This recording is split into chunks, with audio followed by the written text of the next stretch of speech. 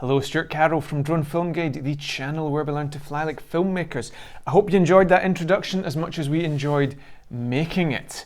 In photography, 99% of the time you're going to want to freeze the motion in a shot. You don't want any motion blur. It looks unprofessional when there are blurred elements in your composition. And for the sake of round numbers, to achieve that, generally speaking, you're going to want a shutter speed of 1/100th of a second or faster to freeze motion safely. Now, for creative reasons, like those waterfall photos you saw in the introduction, you might want to have elements of your composition blurred, the running water in this case, and the rest of the shot completely static and sharp. If you look at this waterfall photo taken with a very fast shutter speed, you'll see that all the motion in the image is frozen, including the running water. Now, the photo still looks good, but if you want that cool slow shutter motion blur effect, then the key to doing that is using a slower shutter speed. On a cam day, your drone is going to be pretty static in the air, and the gimbal will do a great job of stabilizing that camera. But at the end of the day, we are asking that drone to take the place of a tripod, so we're putting pretty big demands on it. As a result, there is a limit in terms of how slow we can make our shutter. And in our experience and based on our tests, we can tell you that a 1/5 of a second shutter is achievable to get motion blur in an element like running water, but keep the rest of your frame sharp and static.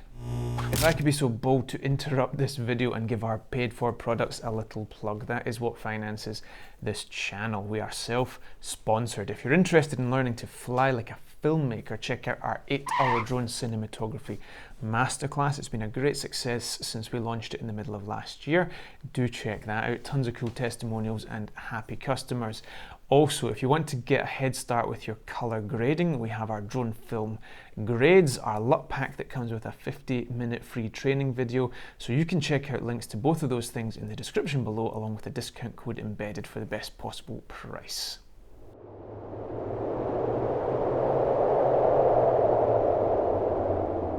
I'm going to assume you have a basic understanding of photography settings. If you don't, then you can check out our other videos to get you up to speed in that respect. When you shoot in manual mode, this allows you to set 100 ISO not only for minimum noise, but for the minimum light gathering capacity of your camera. You also want to set your 1/5 of a second shutter. Shoot in RAW for maximum flexibility in post, and consider also using the multiple kind of burst mode, so it takes 3 photos in a row to increase your chance of a successful photo, because there is still a risk on 1/5 of a second that you do get a blurred image. Now, because we're shooting with a slow shutter, we have tons of light flooding into the sensor and you're going to blow out your image. So you're going to need an ND filter to block the amount of light.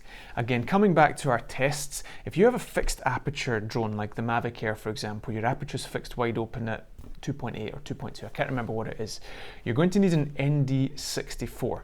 In our experience, you put an ND64 on with 100 ISO, you'll be able to get a 1/5 of a second shutter in daylight conditions.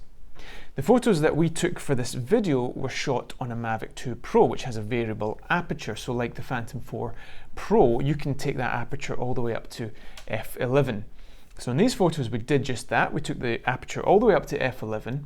We put an ND16 on, and we were able to get a 1/5 of a second shutter on 100 ISO.